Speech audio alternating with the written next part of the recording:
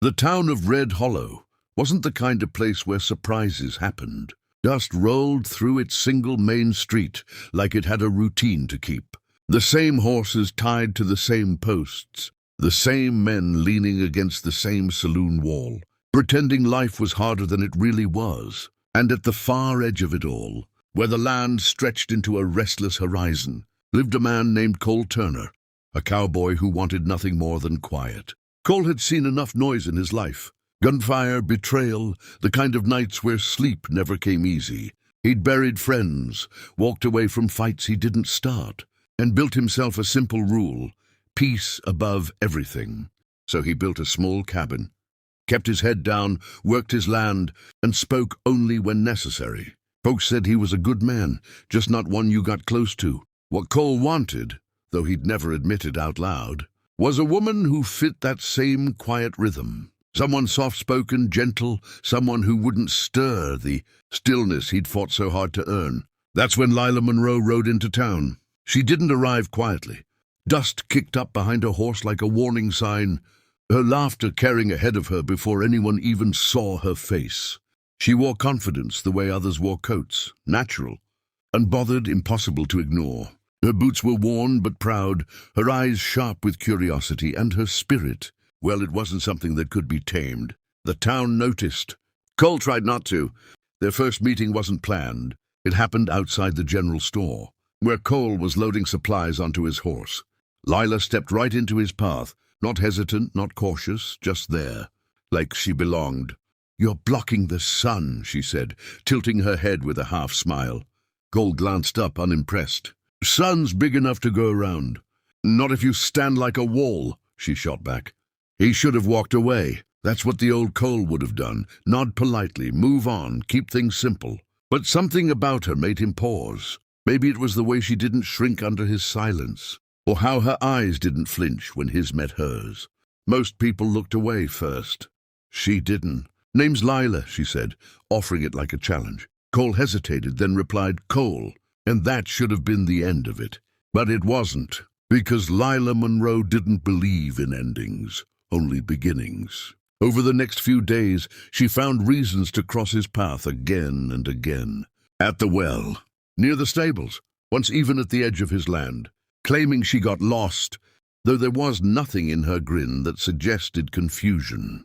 Cole noticed something else too. She wasn't reckless, not really.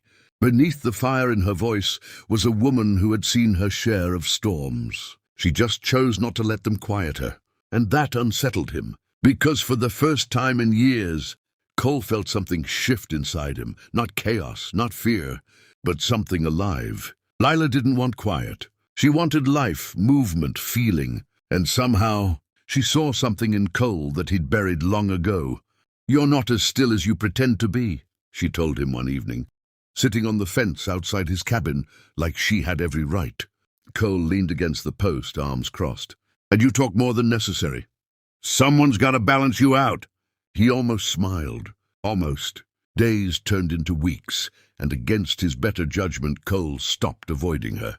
He started expecting her, waiting even. She brought noise into his life, but not the kind he used to fear. It wasn't chaos. It was warmth. It was laughter echoing through his quiet mornings, stories shared under fading sunsets, the sound of boots on his porch that didn't feel like a threat. Lila didn't break his peace.